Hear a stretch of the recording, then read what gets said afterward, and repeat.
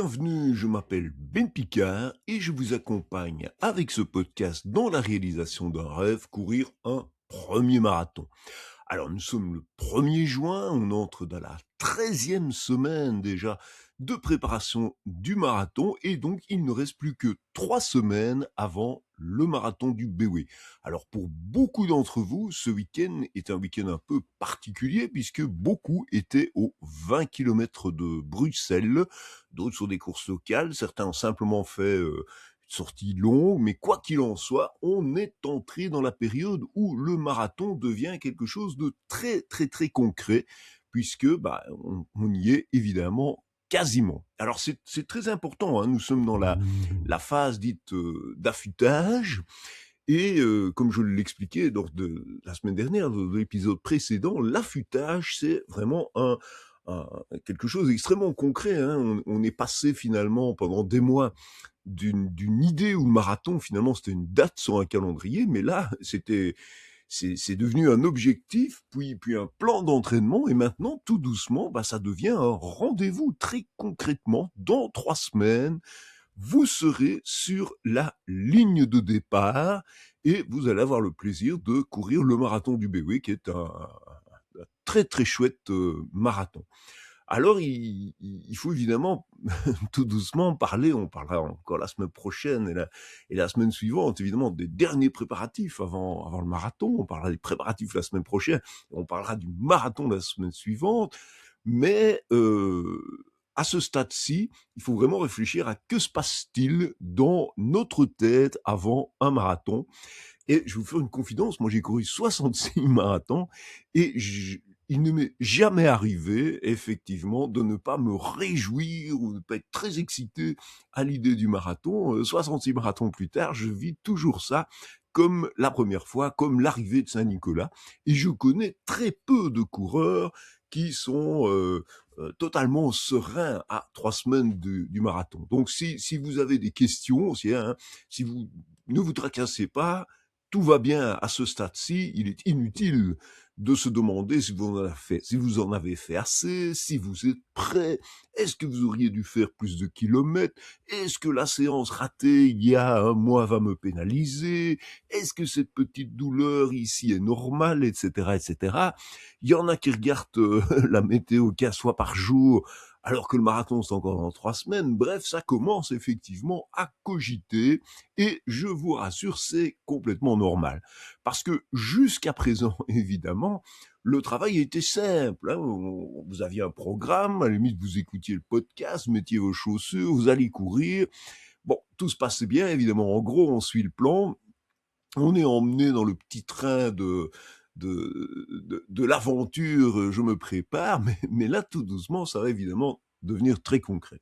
Alors, la bonne nouvelle, c'est que le gros du travail est désormais derrière vous, hein. Alors, ce qui est très important de comprendre dans la phase d'affûtage, c'est qu'il n'y a plus grand-chose à faire. Seulement, le cerveau, il va toujours trouver des choses à inventer. Ne vous laissez pas influencer.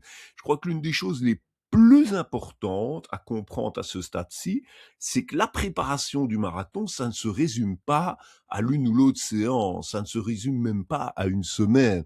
C'est le résultat de plusieurs mois de régularité. Si vous écoutez ce podcast, si vous vous préparez, hein, depuis en réalité, moi je suis occupé avec ce podcast depuis Noël, donc un certain nombre d'entre vous nous retrouvons chaque semaine depuis quasi 6 mois.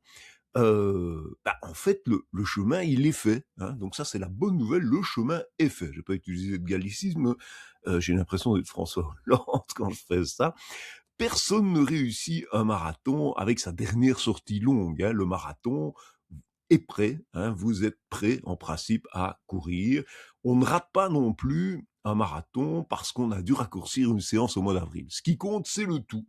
C'est les semaines que vous avez accumulées, c'est les matins où il fallait se motiver, c'est les sorties sous la pluie, les fractionnés dont vous n'aviez pas envie, les longues sorties du week-end. Et la bonne nouvelle, c'est que tout ça, désormais, est derrière vous. Et c'est cela qui va évidemment vous amener confortablement à l'arrivée. Alors cette semaine, on va encore faire une dernière sortie un peu plus longue. Attention quand même à la météo, hein, si vous avez l'occasion, s'il fait une température normale, ou en tout cas qui vous semble pas trop compliqué, une dernière sortie de 25, 26, 27 kilomètres à l'allure marathon, abordée tranquillement avec un cardio dans le vert, serait évidemment touche formidable, une touche finale formidable sur votre préparation. Les semaines suivantes, on fera encore 20, puis 12, tranquille. Certainement, la dernière semaine, on fera rien du tout. Mais vous devez l'aborder différemment. Ne voyez plus ça comme un examen, ne voyez pas ça comme un test, voyez pas ça non plus comme une occasion de vous rassurer en faisant plus que prévu. C'est juste une petite répétition générale, l'occasion de profiter d'une belle sortie tranquillement. Allez même plutôt en dessous qu'en dedans, hein, allez-y tranquille. Vérifiez simplement que tout va bien, prendre confiance, soyez à l'aise. À ce stade-ci, dans l'affûtage, il y a pratiquement plus rien à gagner physiquement. Par contre, et là il faut être très attentif, les 3 dernières semaines avant le marathon, il y a quand même un sérieux risque de perdre tout le bénéfice. Si vous surfatiguez, si vous vous blessez, si vous avez un excès d'enthousiasme, si vous essayez, il faut surtout pas le faire, de rattraper le temps perdu, vous risquez effectivement de planter le marathon. Donc à ce stade-ci, vous ne feriez même plus rien, ce serait mieux que de faire des conneries. Combien de fois ai-je vu des coureurs faire 3 semaines avant le marathon une longue sortie parce qu'ils avaient peur de ne pas être prêts? Combien de fois ces mêmes coureurs, on les retrouve fatigués ou blessés le jour J? Et bon, en matière de blessés, cette année, je ne la ramène pas puisque je me suis fait une micro-déchirure au tendon et je suis à l'arrêt pour 6 mois. Pourquoi ça? J'ai fait 11 marathons l'année passée. Je pense qu'à un moment donné, effectivement, il faut que je devienne plus raisonnable. Plus on approche du marathon, plus il faut accepter d'en faire moins. Et c'est évidemment pas possible, pas facile. On est dans une société qui pousse constamment à faire davantage, à faire plus vite, à faire plus longtemps, à faire plus fort. C'est exactement l'inverse qu'il faut faire à ce stade-ci. À un moment donné, progresser, ça consiste à récupérer, à dormir, à bien manger, à s'hydrater.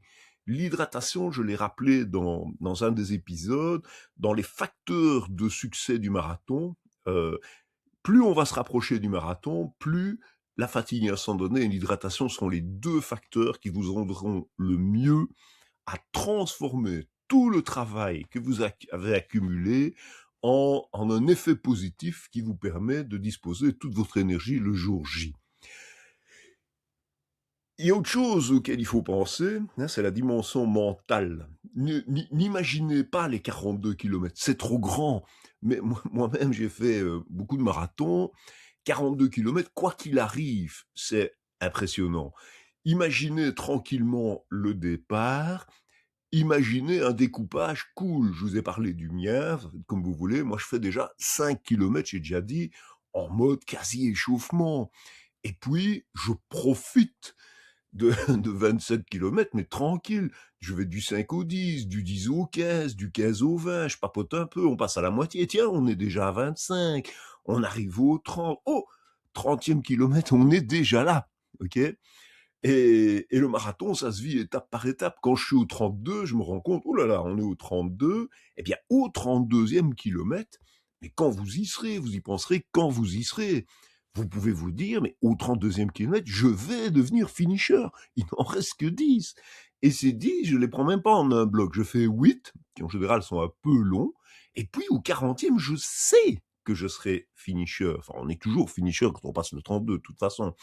Je crois qu'il m'est arrivé une seule fois de m'arrêter au 21e kilomètre d'un 42, et encore, vous voyez, c'est parce que je suis diabétique, et j'avais un problème de niveau de sucre. C'était un marathon en 2 temps. Je suis parti à quasi 200 taux de sucre, et après un tour, j'étais toujours à 200. Je ne sais pas comment gérer ça. Quand on court et que le taux de sucre ne diminue pas, il y a un problème. Ne sachant pas comment résoudre ça, et me refusant évidemment à prendre de l'insuline en plein marathon, je suis simplement arrêté par précaution et sécurité. Comme quoi, il est très important de s'écouter et d'accepter évidemment, que le jour J, alors que j'étais bien préparé cette fois-là, on fait avec ce qu'on a comme possibilité, hein. Mais dans tous les cas, semaine après semaine, sortie après sortie, vous vous êtes rapprochés de l'objectif de 42 kilomètres que sans doute beaucoup d'entre vous n'auraient pas été capables de courir ou de courir confortablement, hein, ce qui va nous arriver il y a quelques mois. Le marathon, finalement, dans ce voyage, hein, j'ai parlé du voyage, la préparation au marathon, l'idée, on se planifie, on prend un plan, on y va. Dans ce voyage, ce n'est finalement plus qu'une étape. Moi, je dis toujours, quand on prend le départ du marathon, il est fait.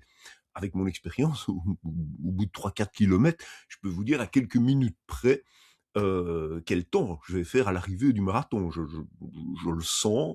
Au 5e kilomètre, je peux dire: «Ah aujourd'hui, je vais mettre, 4h30 ou je vais mettre 5 heures ou les très bonnes fois, je vais mettre 4 heures», voilà. Donc cette semaine, profitez de votre longue sortie. Les 3 semaines qui viennent, prenez du plaisir, retournez-vous, regardez surtout le formidable chemin que vous avez parcouru, pardon, et soyez fiers de ce que vous avez déjà accompli. Si à un moment donné vous avez un doute, parce que bon, ça viendra probablement, hein, si vous regardez, oh, il pleut, il fait soleil, il fait machin, vous en foutez. La seule chose qui compte, c'est vous avez la main sur un certain nombre de facteurs, notamment votre fatigue, votre hydratation, votre plaisir à profiter des 3 dernières semaines et du marathon. Là-dessus, vous avez la main. Tout le reste, la météo qui fera ce jour-là, le le fait qu'il fasse beau, et cetera, tout le reste, vous n'avez pas la main. Vous n'avez pas la main sur l'organisation. Bon, marathon du BOE, je sais que ce sera très bien, mais vous n'avez pas la main sur le fait que, au ravito, si vous avez pris un autre marathon, il y a de l'eau ou il y a pas de l'eau. Donc vous pouvez contrôler un certain nombre de choses. Ça sert à rien de se faire du souci pour les choses que vous contrôlez pas. Contrôlez au mieux votre plaisir, votre repos, votre hydratation, votre alimentation dans les semaines qui viennent, et ça va vous amener naturellement vers un marathon qui ne sera plus finalement qu'une question de confiance en vous, même une question de courage, puisque naturellement vous allez être porté, bien sûr, par les semaines et les semaines de préparation que vous avez mises en place. Donc bravo à vous. Alors cette semaine d'entraînement, peut-être la dernière semaine un peu, non pas difficile, mais qui nécessite d'être encore un peu dedans. 1 heure d'endurance fondamentale, restez bien dans l'endurance fondamentale. En affûtage, on travaille l'allure marathon, donc 10-15 minutes d'échauffement tranquille. Je vous propose 30 minutes sous la forme de 3 fois 8 plus 2. Donc 8 minutes d'allure marathon, 2 minutes tranquilles de récupération active, et ça 3 fois, donc ça fera une demi-heure, et puis une dizaine de minutes de retour au calme, éventuellement un peu de stretching si vous le souhaitez. La longue sortie, alors on- ça dépend la météo, ça dépend comment vous vous sentez, donc écoutez-vous. Vous pourriez aller, si vous êtes très confort, très tranquille, pour une dernière sortie de 27 kilomètres, sous réserve que vous ayez la possibilité de bien récupérer la semaine suivante. Il ne faut pas s'épuiser évidemment, hein, parce que si vous faites la dernière sortie le week-end, il restera 2 semaines avant le marathon, donc il ne faut pas que ces 27 kilomètres vous épuisent. Si vous sentez que c'est trop, réduisez pour aller jusqu'à 20 kilomètres, hein. Faites une grosse sortie, disons, de 2h30, 3 heures, à votre aise, c'est pour encore être dans l'endurance, idéalement dans le tempo marathon, votre tempo marathon, mais en tout cas, aux moindres signaux de fatigue, de micro-douleur, machin, 0 remords, vous ralentissez ou vous réduisez en tout cas la distance. Si vous sentez qu'il y a quoi que ce soit, vous marchez un peu, il n'y a pas de problème. À ce stade-ci, ce n'est pas cette sortie en plus, comme je viens de l'expliquer, qui fera la différence. Votre capacité à courir, elle est là aujourd'hui. Voilà. Donc, prenez soin de vous, profitez, on y est, hein, il restera 2 semaines, la semaine suivante, on fera vraiment beaucoup plus calme en préparation du marathon. Voilà. Je vous souhaite une excellente semaine, et comme Je me plais à le rappeler lors de chaque épisode, le marathon, comme le jogging, c'est de la méditation en mouvement. Belle semaine à tous. Voilà, je donne, on est là, on est bon. Un pied devant l'autre, jusqu'au bout du marathon. Il peut faire chaud, on s'en fout, on a la pêche jusqu'au bout. Un dossard, un grand sourire et des copains pour nous suivre. Marathon du Brabant wallon, tous ensemble, même passion. On court, on tient bon, courage, on se dépasse. Marathon du Brabant wallon, un pas puis un autre, pardon si on souffle comme un camion. On arrive tous à Jodogne. Quand tes jambes disent stop, que ta tête veut faire demi-tour, t'entends crier tout en haut, allez, c'est ton jour. Ah ouais. Marathon du Brabant wallon, tous ensemble, même passion. On court, on tient bon, courage, on s'accroche. Marathon du Brabant wallon, de la Drache au gros soleil bon. Ici chaque foule est dit on est fini cher du Brabant wallon.